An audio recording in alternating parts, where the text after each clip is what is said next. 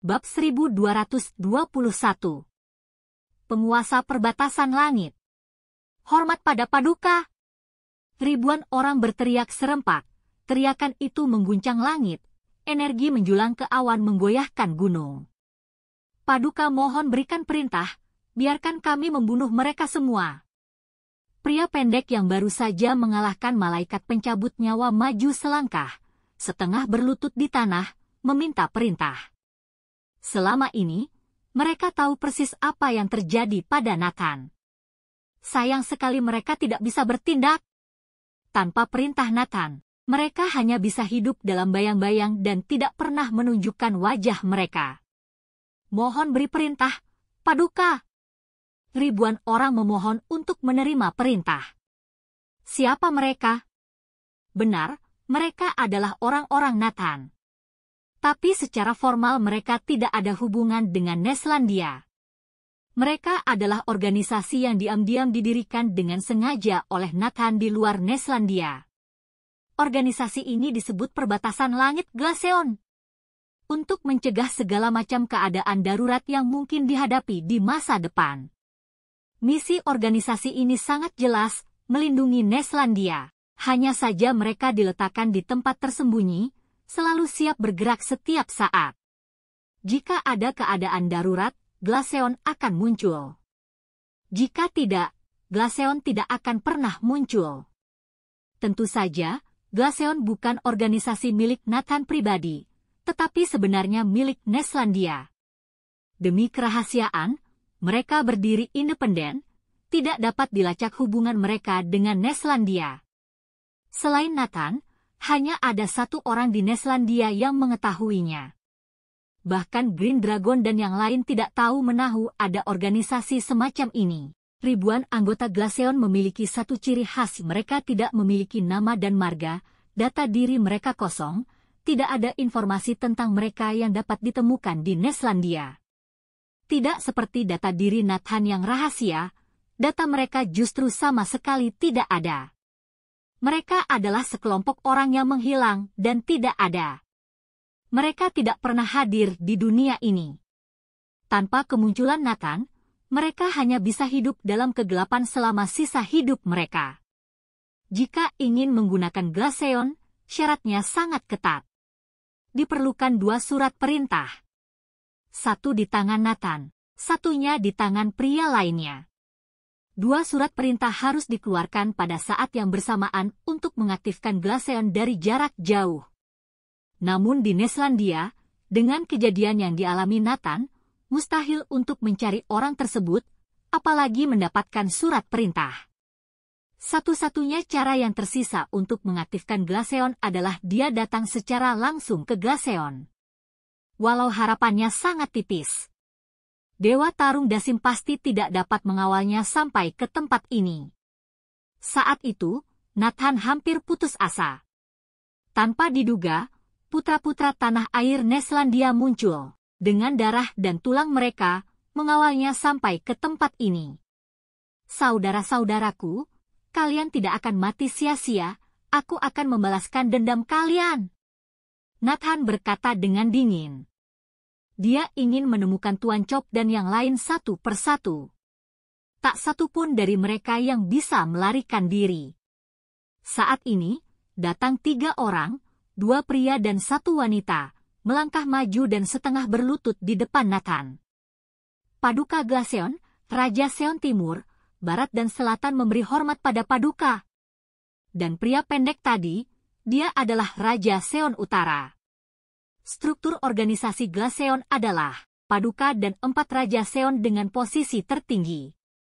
Anggota yang tersisa dibagi tugas menurut aturan yang ketat. Raja Seon Timur bertanggung jawab dalam wewenang. Raja Seon Barat bertanggung jawab dalam strategi. Raja Seon Selatan bertanggung jawab atas keuangan. Raja Seon Utara bertanggung jawab atas bela diri. Selama bertahun-tahun, Glaceon berkembang pesat secara mandiri. Raja Seon Timur mengendalikan kekuatan organisasi yang tak terhitung jumlahnya, kekuatan yang diperolehnya sebanding dengan sebuah negara. Raja Seon Barat mengendalikan hampir semua intelijen dan informasi rahasia seluruh dunia. Raja Seon Selatan mengatur keuangan yang tidak terhitung, tidak berlebihan bila dikatakan lebih kaya dari negara adidaya. Raja Seon Utara mengendalikan bela diri paling kuat yang tak terkalahkan di dunia. Jauh lebih besar daripada Forkulhetik. Apa Paduka ingin menggerakkan Glaceon? 4 Raja Seon bertanya serempak. Aktifkan! Nathan berkata tanpa ekspresi. Bab 1222. Racun Forkulhetik telah dibersihkan. Begitu Glaceon diaktifkan, maka mereka akan muncul ke permukaan. Hal ini akan berdampak besar pada dunia. Oleh karena itu, mereka tidak akan diaktifkan kecuali benar-benar diperlukan. Namun sudah tiba waktunya. Tanpa terkecuali, seluruh ribuan anggota Glaceon bersorak. Mereka sudah terlalu lama berada dalam kegelapan.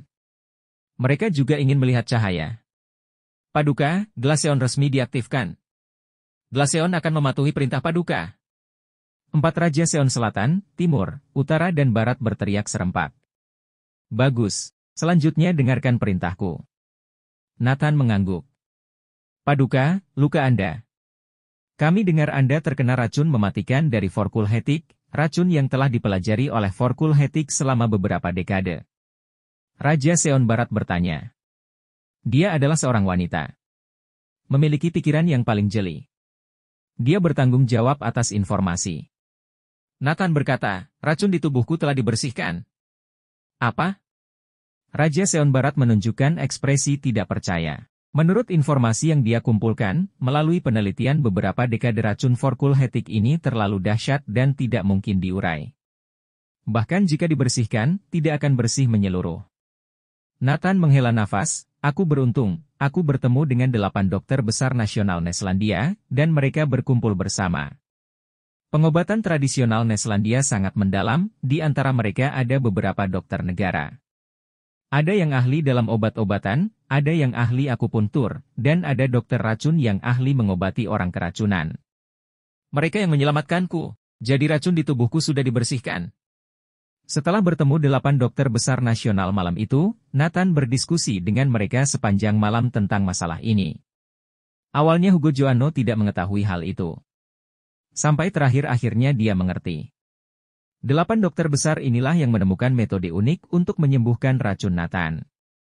Tapi kenyataannya Nathan tidak bisa bergerak. Bagaimanapun, racunnya telah menyebar menyeluruh, ditambah dengan beberapa kali kegagalan.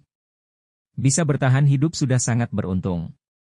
Tidak bisa bergerak merupakan hasil terbaik, tetap pengobatan tradisional Neselandia kita yang terhebat. Harta karun yang ditinggalkan leluhur tetap yang terbaik. Semua orang terus memuji. Saat ini, Raja Seon Utara memeriksa kondisi fisik Nathan. Dia menghela nafas dan menggelengkan kepala, tidak bisa pulih kembali. Seumur hidup hanya bisa seperti ini. Raja Seon Utara bertanggung jawab untuk pertahanan Glaceon, kekuatannya dapat mengalahkan malaikat pencabut nyawa. Dia sudah berkata bahwa tubuh Nathan tidak dapat pulih kembali, maka benar-benar sudah tidak bisa. Apa? Semua orang terkejut. Apakah pemimpin mereka akan terbaring di tempat tidur sepanjang sisa hidupnya? Hanya saja sudut bibir Nathan melengkung dengan makna yang menarik. Seon Tim, pergi tangani masalah ini. Seon Bar, pergi selidiki masalah ini. Setelah Nathan menginstruksikan, dia sementara tinggal di kota ini. Kota kecil jauh di Guruntara sunyi dan sepi. Tidak ada yang tahu bahwa disinilah Glaceon berada. Nathan teringat sesuatu, dia menghubungi Kirana. Mendengar kabarnya, Kirana sangat terharu. Masalah apa yang bisa terjadi padaku? Tunggu aku stabil. Aku akan menjemput kalian kemari. Nathan tersenyum di permukaan, tetapi sebenarnya ada wajah keras kepala di benaknya. Ya, baiklah, yang terpenting kamu baik-baik saja. Tapi kamu harus berhati-hati dengan ucapan dan perbuatanmu, mungkin akan terjadi serangkaian masalah, jangan beritahu orang lain aku menghubungimu.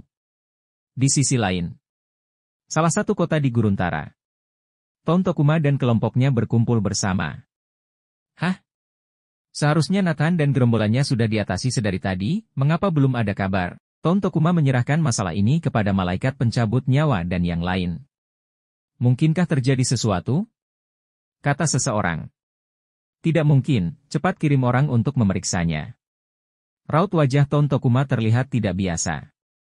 Dia samar-samar merasakan sesuatu akan terjadi. Tepat, seseorang berlari datang. Sudah ada kabar. Bersambung.